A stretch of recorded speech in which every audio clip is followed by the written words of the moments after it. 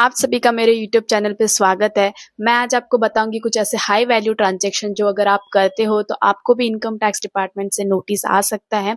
अब ये जनरली सवाल रहता है कि ये नोटिस कब आएगा, तो इसकी कोई लिमिट नहीं रहती है, ये कभी भी आ सकता है। अगर आपने ITR फाइल किया उसके कुछ दिन बाद, कुछ महीने बाद या फिर कुछ सालों के बाद भी आ सकता है।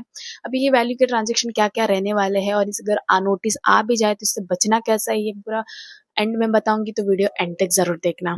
तो चलो स्टार्ट करते हैं वीडियो को। तो पहला तो रहता है कैश डिपॉजिट। अगर आपने अपने सेविंग बैंक में 10 लाख से ज्यादा का कैश डिपॉजिट किया है पूरे एक साल में, या फिर 50 लाख से ज्यादा का कैश डिपॉजिट किया है करंट अकाउंट में पूरे एक साल में, तो आपको भी इनकम टैक्स डिपार्टमेंट से नोटिस आ सकता है, क्योंकि बैंक की ये सारी इन्फॉर्मेशन इनकम टैक्स डिपार्टमेंट को फॉरवर्ड करती है।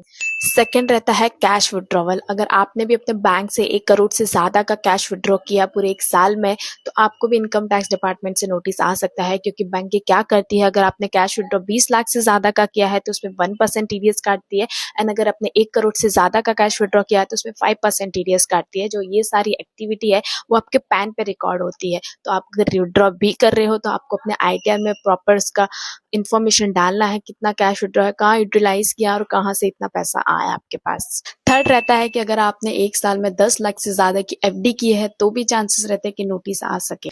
एंड फोर्थ रहता है क्रेडिट कार्ड के बिल का पेमेंट। अगर आप भी क्रेडिट कार्ड के बिल का पेमेंट 1 लाख से ज्यादा इन कैश या फिर 10 लाख से ज्यादा ऑनलाइन मोड में करते हो, तो चांसेस है कि आपको भी नोटिस आ सकता है।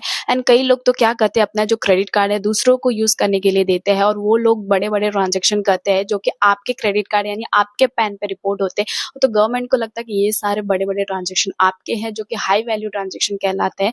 तो आपको भी इनकम टैक्स डिपार्टमेंट से नोटिस आ सकता है और इसकी सारी एक्सप्लेनेशन पूछी जा सकती है। फिफ्थ रहता है कि अगर आपने कोई प्रॉपर्टी सेल की है या फिर परचेस की है जिसकी वैल्यू 30 लाख से ज्यादा है, तो भी चांसेस रहते हैं कि नोटिस आ जाए। एंड अगर प्रॉपर्टी 50 लाख से ज्यादा है तो जो पर्सन परचेस करता है उसको TDS काटना भी कंपलसरी होता है।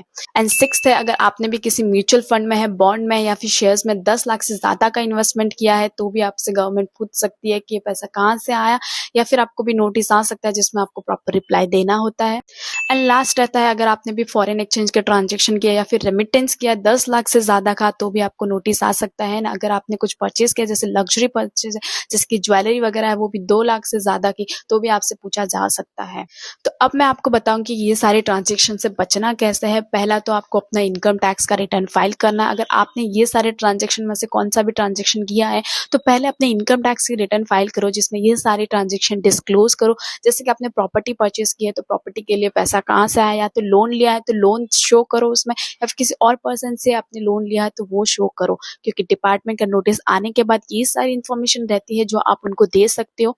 और अगर नोटिस आता भी है तो आप उसको इग्नोर ना करो, उसको प्रॉपर रिप्लाई दो with supporting document, all proof के साथ दो, तो जाके आपका नोटिस के चांसेस रहता है कि आपका नोटिस खत्म हो जाए। ऐसी गलती नहीं करना है कि उसको इग्नोर करना है, क्योंकि गवर्नमेंट क्या करती है, अगर रिप्लाई नहीं देते तो ये सारी इनकम को अनएक्सप्लेन इनकम और अनअकाउंटेड इनकम मानी जाती है, जिसपे बहुत ज्यादा टैक्स, पेनल्टी और इंटरेस्ट भी लगता है। तो ऐसी गलती मत करना। ये सारे ट्रांजेक्शन करते हो तो सारी रिपोर्ट गवर्नमेंट को जाती है।